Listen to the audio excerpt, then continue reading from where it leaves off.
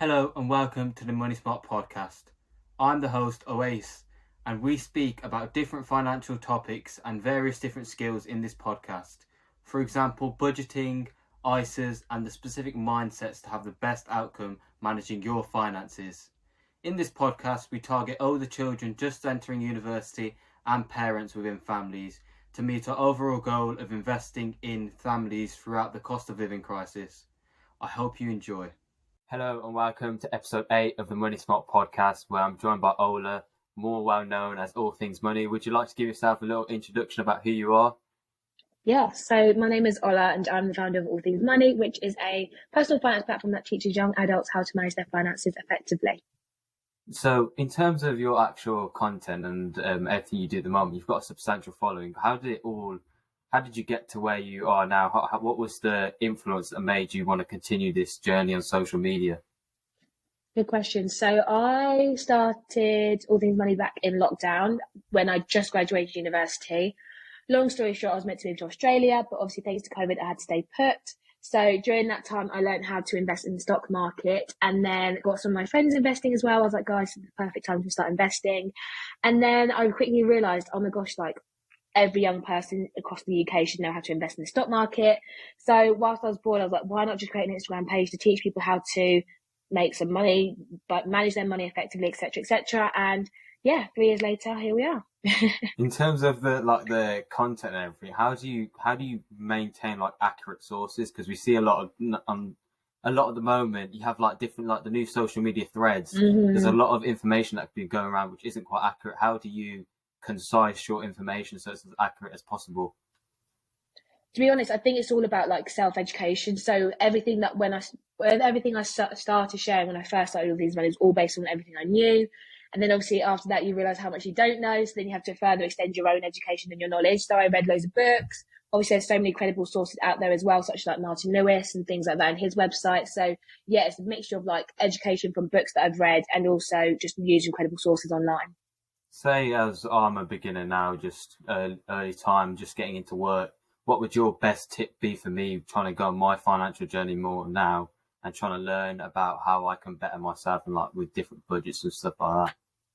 So I'd say number one tip when you first get a job is to work out a budget. Now, everyone always is like, oh, a budget's boring, I don't know how to budget. But I think it's really important that you establish what your budget is because it allows you to work out what you can and can't afford to spend. It'll allow you to work out what you can afford to save because obviously ideally you want to be able to create a savings pot. And then it will also allow you to work out how much you can invest in the stock market as well. So it's really important to create that budget, which basically is essentially listing all your expenses, what your income is, deducting the two, and then you're left with your disposable income. And then that will allow you to work out how much you can afford to spend on a regular basis. Is there a particular method that you stick to when you speak about budgeting? Because in previous guests that we've had, they've had different methods, like I think it's the 50, 20, 30 method. Is there a particular one that you stick to yourself? So I just use the traditional budgeting methods, very standard, quite boring. So like I said, literally list out all what my income is, deduct all my expenses, and I'm then left with disposable income. But I go that little step further and I give myself a weekly budget. So with my disposable income for the month, I then divide how many other weeks there are in the month and then give myself a weekly budget and then move that weekly budget over into my Monzo account and then only spend with that card. So I know I've got a limit that I can spend every week.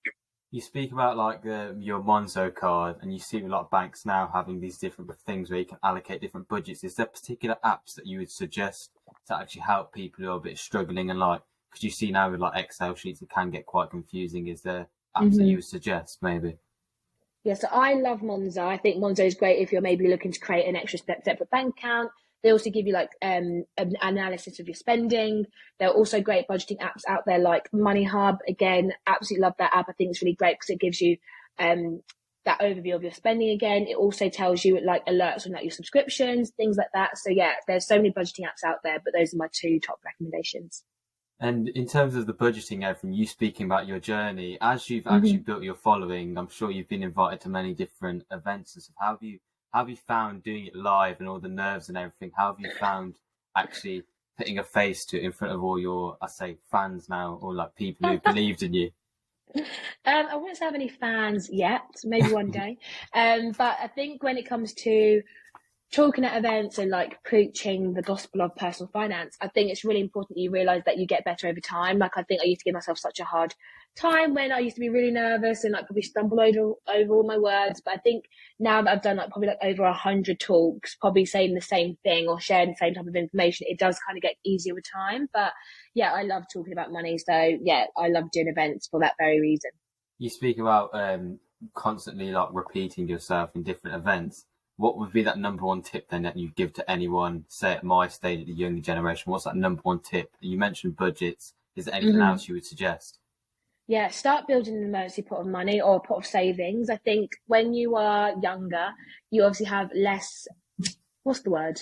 You have less commitments. So you might hopefully have some more disposable income. So if you can, definitely start building that emergency pot of money. And if you get to a point where you have a healthy kind of size savings pot, then you might want to look at investing in the stock market. I always joke now that I wish I started investing when I walked out the womb. So again, if you can start earlier with your investing journey, then the longer you can invest for, which hopefully over time might grow to a great investment pot. In terms of the investing side, is there any particular rules you have? Because it's funny you mentioned this because you've just done a post on it about half an hour ago about if you should invest or if you save. And there's three questions you've asked. Do you have any debt? Do you have an emergency pot of money? And what are your actual goals are? Is there anything that would you agree with that? And is there anything you go alongside that? Yeah, I'd exactly say those three things. I'd probably go one step further and be like, have you done the research into what you want to invest in? Because I think some people always just go into investing and because of their friend or their friend told them to put money in X, Y, Z. So I think do your own investments. So do your own research. So have you done your readings? What are you going to invest in? And like you said, bring that back to your goals. So why are you investing? Are you investing because you want to or because someone's pressured you to do it? Are you investing because you can afford to invest for maybe 10 plus years? If you can't, then maybe investing might not be for you. So yeah, so I definitely would just add those little bit extra pointers on top. What would your opinions be on things such as ETFs then? Do you think that's a good thing to actually look into going to alongside investing maybe? Because it's more, I guess it could be more a bit of a safer option. Yeah, so I won't give any advice into what you should or shouldn't invest in, but ETFs could be a great option for some people. It allows you to kind of diversify your portfolio. Again, it allows you to maybe potentially reduce your risk compared to if you're going to invest in one individual stock. But again, ETFs, index funds, those are words that are kind of flown around all the time. So before you invest in one, again, read into that. What does it mean? What is the risk allocated to that set investment? So yeah, just please do your own research. How did your investing journey actually start? Because you said about how you come to your actual social media following. How did it actually start for you? Because you say you're saying about, you wish you started from the womb. How did you get into your investing? Good question. So I did a placement year when I was at university and I read a book called Money, A User's Guide by Laura Waitley. And I thought I was pretty clued up on how I manage my finances and just how to be frugal or whatever. And then I read that book and it made me realize how little I knew about literally everything on to do with the world of finance. And she touched on investing so well. So I kind of knew what investing was when I was at university, but I didn't have the spare cash. And then we got to lockdown. Obviously, we saw the stock market crashed, which I read around and everyone was like, now's probably a great time to kind of enter the market. So yeah, I actually did take the advice of other people, plus another friend that was kind of like, oh, if you're going to start investing, maybe now might be a good opportunity. And I did have that spare capital to kind of invest alongside having an emergency pot of money as well. I'm sure you've read a lot of books since then. What would your best book be to suggest to someone at the moment to read if they wanted to learn a bit more about financial literacy and learning a bit more about their finances? Oh, good question. I would honestly say Money User's Guide by Laura Waitley was honestly like the best book I first read. So that one's really, really good because it covers everything and not just investing. I'd also would say, I've got enough. Who else should I? There's another book which is great called Girls Just Want to Have Funds. I know statistically speaking, women invest less than men. So if there's any women looking to invest and don't know where to get started, then that's another book I'd really, really recommend. Would you like to, you mentioned that book about girls just want to have fun, was it? Funds. Yes, funds. Yeah. So what is it actually about and what are the specific topics that are spoken in it so people who are looking into it can just get a brief overview from you, actually reading it yourself?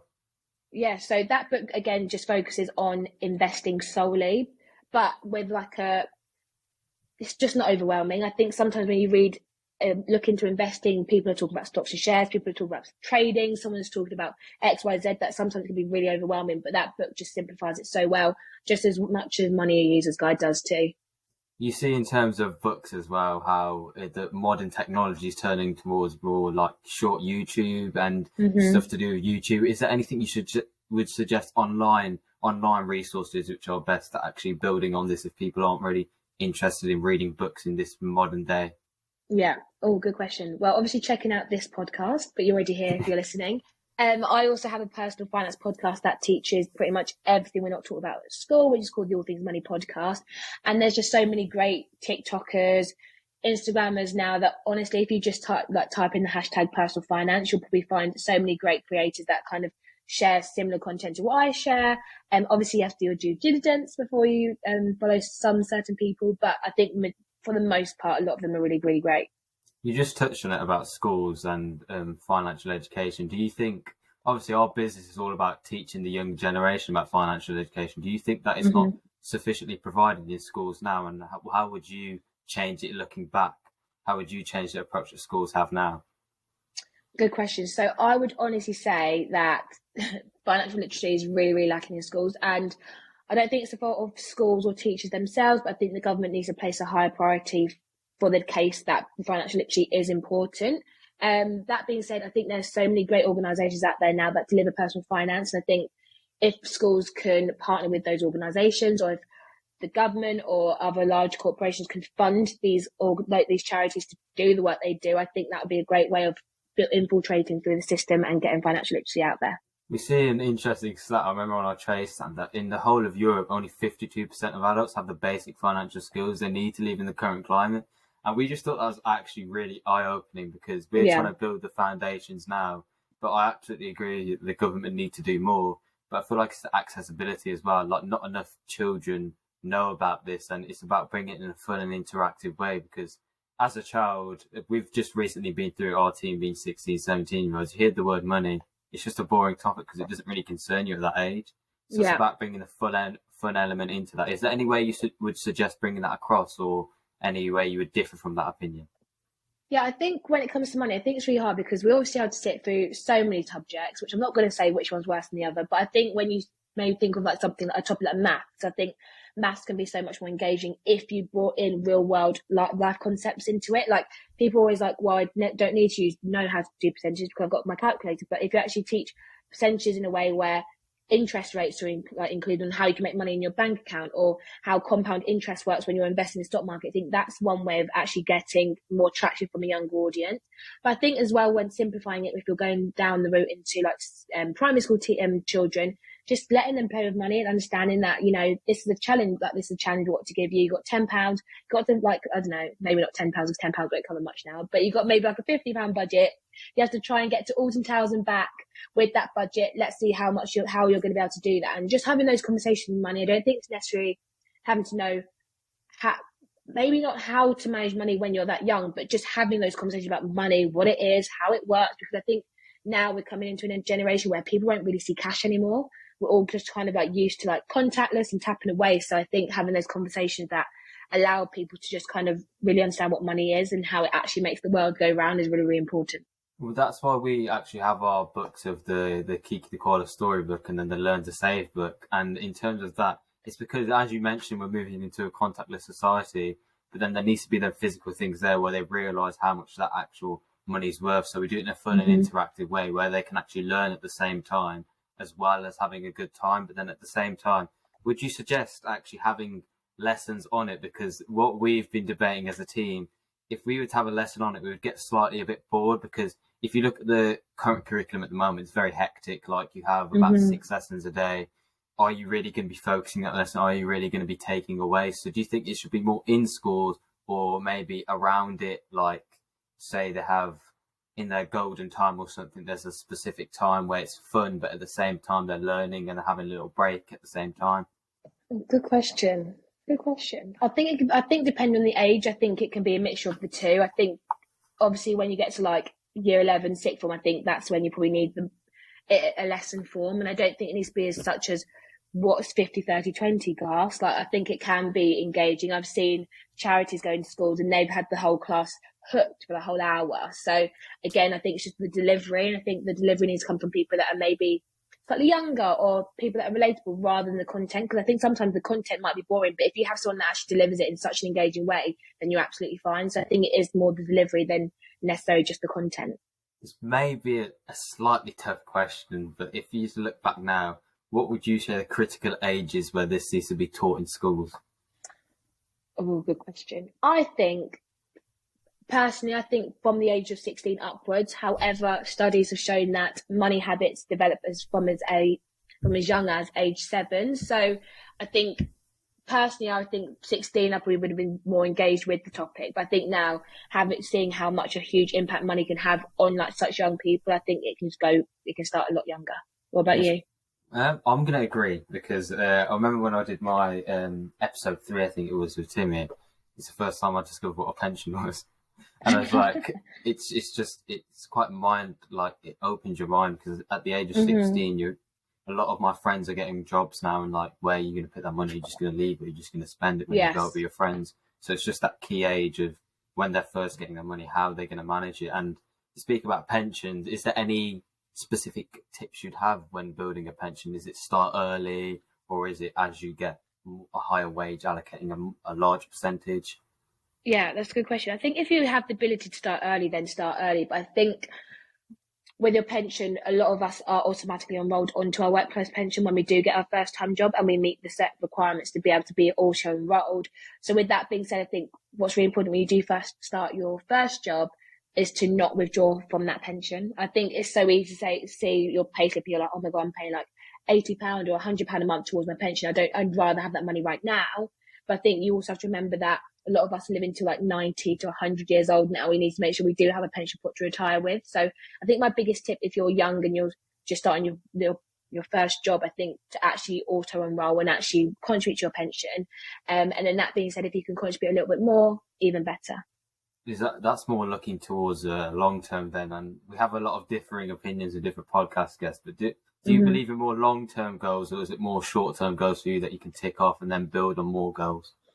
That's a good question. I think hard goals is hard. It's hard because obviously your goals change at different ages. Like for me, my goal is to have a house one day, but also I'm not stupid or I'm not ignorant to the fact that I am going to retire as well. So I think it's really important that I make sure I allocate my finances accordingly so I can reach my short term and my long term goals, which is why it's really important that if you do have a goal in mind is to kind of like write them down, because again, it gives you a holistic view of what your goals are and maybe allows you to prioritize where you want to put your finances accordingly too. You see, in terms of goals, people have these different things that they'll write down, as you've mentioned. But in terms of the whole aspect of goals, would you actually believe in that, or is it more about looking at your circumstance and just continuing looking ahead, but having a bit of a plan at the same time? Yeah, plan goals, I think they're pretty much similar. I think it's just the way how you kind of frame them. But I think having a goal in place is really important because it gives you the motivation to want to achieve it. So I know loads of people often say to me, like, oh, like, I'm having a hard time saving. I'm like, well, what are you saving for? And they're like, well, I don't know. I'm like, that in itself is demotivating because you're being told or forcing yourself to save every month, but it's harder when you don't have a goal or something kind of incentivizing you to save towards that goal. So for me, I know my goal is to buy a house one day. I've worked out how much I need to save every month to be able to reach that goal and by a certain point. So I think a goal or having a plan is really important because it allows you to incentivize you to kind of reach that at a certain point. Whereas if you're aimlessly just saving or you're aimlessly investing, well, you can easily give up because you have no motivation or motive to keep you going. So it's more they tie into each other. Is that what you're trying to say there? Yeah. That's quite interesting if you look at it, because it is a very good point, because they actually do, because I guess the goals are motivated, but then you have to have a plan to where you're going to get there. And speaking on goals and plans, as you've built up and you've I'm sure you've met loads of different influencers. What's the best thing you've taken away from, I don't know, a particular influencer, or the best thing you've taken away from an event when doing them? Oh, good question. I would say one of my really close friends said to me once, she said it on my podcast actually, said, when you're creating your goals, make sure your goals are your own goals and not because social media told you to have that goal or because society expects you to have that goal. I think when you're young, I am 25, so I am still classed as young, but when you are younger, you kind of look at, someone who's like 10 years older than you just bought a house, or someone that like your age just bought a Louis Vuitton bag, you know, just because they have those materialistic items or because they've reached that milestone, you have that, try and have that same goal. Is it because it's yours, or is it because you've seen someone else do it? So I think that's really, really stuck with me. And I think that always helps me reframe my goal, because I think sometimes we put so much hard pressure on ourselves. You're thinking, why am I putting pressure on myself when I don't really deep down want to achieve that goal just yet? So I think that's one of the biggest lessons I've learned. That ties in very well to a topic that we always like to mention on this podcast, which is about social media and like, what do you think is the most influential app at the moment? Because you see like TikTok with the short like clips that like captivate you in, but then you've got YouTube where you can learn so much, and Instagram with the short posts. What do you think is the most prominent one in the current time, and why? TikTok, for sure. In the fact that the algorithm is very clever, it knows how to draw content to you that will keep you on there for hours. That being said, because of that, you can easily find yourself either on money talk, or you can find yourself in a fashion talk like hole. And I think the addiction it can create is very, very dangerous, because then you makes you realize how easily influenced you can be by start watching certain content. So yeah, I think TikTok really, really is the dangerous one right now. Would you agree, or do you have a different idea? I'd agree 100%, but I think the problem is with it is, as you see these short clips, you don't know what's true. You can never know what's true. So is there an actual approach that you have to like essentially checking the content and ensuring that you're not influenced by these like false information? Yeah, it's a good question. I think it's always, I always say to people, have more than one source. I think it's very easy to just like glorify one person and take what they've said as gospel. I always cross-reference, always cross-check. I always say that when maybe if you're looking at comparison websites, if you're looking at recommendation lists, if the same names pop up or the same information pops up again, then you know, okay, that person was telling the truth. If not, then I take it with a pinch of salt. So yeah, I always say cross-reference all the time. But how do you think is the best way to like grow on TikTok then? Because we see a lot of, you say it's the most prominent platform at the moment, but it's quite difficult to grow on. Like it might be easier than like, say for example, YouTube, but then at the same time getting them captivating clips, because it's more, I don't know if you'd agree, but it's more about how it looks on TikTok instead of the actual content, I believe. I don't know if you'd agree with that, but what would the best way you would suggest for growth on TikTok would be? Well, I'm not the best person to ask for growth on TikTok because I don't even have 1,000 followers on there. But that being said, I think with TikTok, it is consistency. I think, and that's with anything, that's with any platform. I think sometimes we're in this generation now, we want instant gratification. Like we're upset if our post gets 5 views. 5 views is more than 0 views. But I think now we're so numbed by the numbers, and we realize, like, you know, we think followers are such a big thing. And I think sometimes you just need to be consistent, because you never know when like that viral video is going to hit, or, you know, you just never know who's watching. So I think consistency wherever you're looking to grow is really, really important. So let's twist it then, because you say you're not very big on TikTok. So you're quite big on Instagram, shall we say then? So what is the best way you found in terms of to grow and like with your content? Because I was looking as well, like you have like a constant color scheme and like everything's very professional around it. How do you think the best way on Instagram is to grow in the current time? Yeah, good question. I think Instagram is really hard to grow on now more than what it was in COVID, because I think people had loads more time in COVID to kind of like follow platforms and things like that. But I think again, it just comes down to consistency, because again, you never know when that post might blow up. Like there was one time I literally spent 5 minutes on a post and it got like 80,000 views. Like you just never know. So I think consistency is really important. But also shouting about your platform. I think nowadays we just expect the algorithm to work and it work in our favor and it'll just pop off. But I think making sure people in real life know you exist on Instagram as well. So having those conversations, if you're in a networking event or if you're maybe speaking at an event, then shouting about your platform, make sure you go give us a follow, or, you know, just making sure people like know you exist, because again, you can't really just go off these algorithms anymore. You've been going for a substantial amount of time then. How do you, this is the question that we have as well, how do you not run out of content, like in terms of the whole financial spectrum? Is just continuously learning, continuously reading different books, as you mentioned, you have YouTube, or is it just about from your experiences at events and posting about them? Repurposing. You can literally take one post that says four different budgeting methods, but you can make one post out about one of those four 4 budgeting methods. So you've already got 4 posts just from that one post you've already created a year ago. So just about repurposing and being smart with it. If you did a post about one thing, then 6 months later you make a reel about it. So I think no information really is new. I don't think many of us financial influencers are sharing different information. We all just share it very differently and we repurpose it very differently. So yeah, I'd say repurpose because otherwise all things money will be out of ideas by now. In terms of your actual Instagram following, you must get a lot of feedback and suggestions by your followers. How do you adjust to that appropriately and take it on board with your posts? To be fair, the more suggestions, the better, because then it keeps me ticking for another few months. So yeah, I think when someone has a post idea, then I'm always happy to take it on board because it just gives me another piece of content to create. And again, All Things Money is designed to help people. So the more suggestions I get, I know I'm creating a need, because sometimes it's really hard to create content. You think people might want it, but they might not necessarily want it because it doesn't perform very well. So suggestions is always the best kind of way to kind of create content. How did the live events come about, like you getting invited to these events? How did it come? Did it all spring from the Instagram, or was it actually something prior, or your prior experiences in the workplace? Good question. So during lockdown, I used to host workshops for my own community. So I kind of learned how to kind of host events online, and then slowly did that for university societies. And I think just shouting about the fact that I do those, both on my platform and on LinkedIn, I think that slowly got the ball rolling to kind of advertise what I do, and now it's become a service of mine. So yeah, I think again, like when you're looking to grow your social media platform, shouting about the work you do, and hopefully someone might hear and they might want to take you on. So yeah, I think it's really important just to make sure everyone's aware of what you do and what services you provide.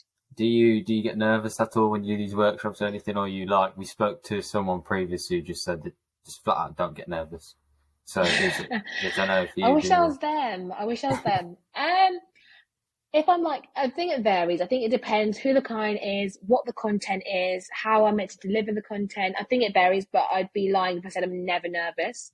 And I think sometimes when it's a personal finance can be dull, can't it? So there's been times when I'm talking about the subject and people just look really, really bored. So either they're really bored or they're just really, really concentrating hard. And sometimes that can throw you off. And yeah, I think sometimes you learn that you are going to be nervous. I think that's absolutely fine. It's just how you deal with those nerves. And I think slowly but surely, it's my confidence is growing with practice. So like I said, I've done maybe over 100, 200, 110, 120 talks now about personal finance. So yeah, I don't think anything will really catch me off guard anymore. Is there any particular way you have to deal with it when you get nervous? As I mentioned before, the person we spoke to, he didn't get nervous because he had this mindset of has to prepare before.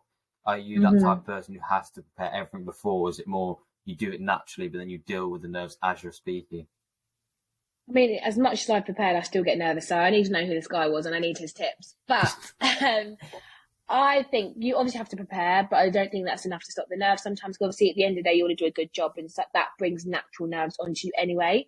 I think the best way I kind of deal with nerves is just remind yourself that they specifically picked you because you're good at what you do, and you just have to fake it till you make it. And then when you have delivered that talk, you see the feedback after. It just reinforces why you do what you do, and again, that just reminds me why I love doing what I do as well. It just clicked to my head. It was Peter from at Conversations of Money. He spoke to me about. That doesn't surprise me him saying that. That doesn't surprise me him saying that. To be fair, yeah, fair play, Pete. And you've also been on a lot of news and a lot of different programs. How do you value that experience? What was it like? Yeah, good fun. I'll wait. To be honest, I'm very fortunate I haven't been nervous for them. I think, again, I can always talk about myself and what I do and talk about the personal finance landscape. So that hasn't been too scary, but no, really, really good fun. I enjoy any bit of press I can get, to be honest. So looking forward now, what's the plan for you? You mentioned your goals about getting your own house. What is the actual have you got a full landscape plan of what you look to do in the future with All Things Money? It's changed every day because I am pretty much winging it, I'm not going to lie, but I do want to do more events in the future. So I will be hosting an event later on this year, which I'm really looking forward to. And yeah, hopefully you'll see more events from me in the future, maybe bigger projects. I won't tell too much right now. But yeah, that's me for now. Is there any, on this whole journey, has there been any inspirational role models you've had, or anyone who's played an influential figure in your rise as All Things Money? Oh, good question. I won't spend all day naming them, but obviously my mum and my sister, 10 out of 10, they deal with a lot behind the scenes. Some of my best friends in the personal finance space, like Timmy, my friend Laura, and more. So many people, I can't name them all, but honestly, if you're looking to build something, even if it's not a personal finance platform, just surround yourself with good people, because you will know it'll make a huge impact on how you kind of work every single day, and they are great at motivating you if you find the right people around you. I've really realised this with like the personal finance. It's like a community. Like it's a massive community. Like I message one, and then I realise no, the other. It's like you all help. Everyone each other. knows everyone. Yeah. It's really nice to see, like, because obviously as a younger person, I wouldn't expect this, because you're looking, we reach out to people from other industries and not as welcoming. But you come into the personal finance spectrum and like everyone's very welcoming. They want to help the younger generation. It's really great to see, to be honest. And like, I just thank everyone for actually doing that. Yeah, no, it's great. It's a really great space. And in terms of yourself, like, this is putting you on the spot, what I do to every single guest. Is there like an inspirational quote that you say live by, or like have been very influenced by? So one quote the first one that's come to my head is, "Comparison is the thief of all joy." And that is one that I always need to remind myself of, because some people will look at me online and be like, "Oh, you're smashing it." But then I look at other people and think they're killing it. And I think sometimes when you're comparing yourself to people constantly, it takes away how much great success you've done or how well you're actually doing. So I think it's really important that, it's so easier said than done, but if you can avoid comparing yourself to others, I think it's really important you do. Where did you get that quote from? Because I'm quite interested, because that's quite a unique one compared to the ones we've previously heard.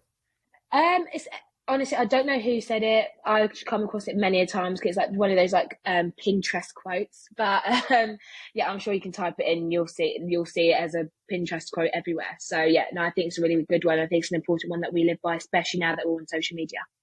I think that's very relevant as well, because like with the cost of living, everyone's like, say, because COVID came, everyone came on the rise then, and then now the cost of living, there's a lot of different content out there. How do you? Yeah. I don't know if this is a question that is really, I don't know, applicable, but how do you differentiate yourself in that sort of respect towards the cost of living? Do you do like direct content on it, or is it just content that can help people through it indirectly? Yeah, I think that's a really good question. I think I've tailored content based on what I know my followers are struggling with, or the questions I've kind of asked. I think it's really interesting, because when I started All Things Money during lockdown, everyone was keen to learn how to invest in the stock market because they had spare cash. Whereas now it's more like, what are the ways I can make extra money? How can I ask for a pay rise, etc., etc. So the landscape is completely changing the kind of content people want. And again, that's why I love suggestions, because then I know the content I'm creating is genuinely helping people. You mentioned about how they can make extra money. What are your opinions on like side hustles such as reselling? Some people do like FBAs. What are your suggestions and opinions on the whole industry around that? Good question. And that's something I actually discussed with yesterday. And I think someone made a really, really good point at an event that I spoke at yesterday, in the fact that creating extra cash and having a business are two very different things. And people always say to me, "Ola, how can I make extra cash?" And you have to ask yourself, do I have the capacity to make an extra business, such as FBA selling or reselling, or do I have the extra hour or two to do online service for the extra cash? So I think it's really important you differentiate the two, because creating a whole business is not easy. So if you want to do that, that's fine, but it's very different to just having a side hustle for extra cash. But in terms of making extra cash, if you have the spare time after work or anything like that, then like reselling your old clothes, doing online surveys, focus groups, all those things are great ways of making extra cash at the moment. Is there any one out of them that you'd suggest is the best one to do, like as easiest one, or are they all quite similar? Again, when it comes to making extra money, I think at the moment people want just quick cash. Nothing is quick and nothing is easy. So you do have to invest your time into making money. And when I was at university, I used to do online surveys. I used to make £50 to £150 a month, but I also spend a lot of time doing them. So again, you get out what you put in. So yeah, I just think it's really important that people realise that money is not just a quick thing that you can get. It's been really insightful. I'd just like to say a massive thank you for you actually coming on the podcast today and taking time out of your very busy schedule. And it's been an absolute pleasure, and we'll see you for the next episode.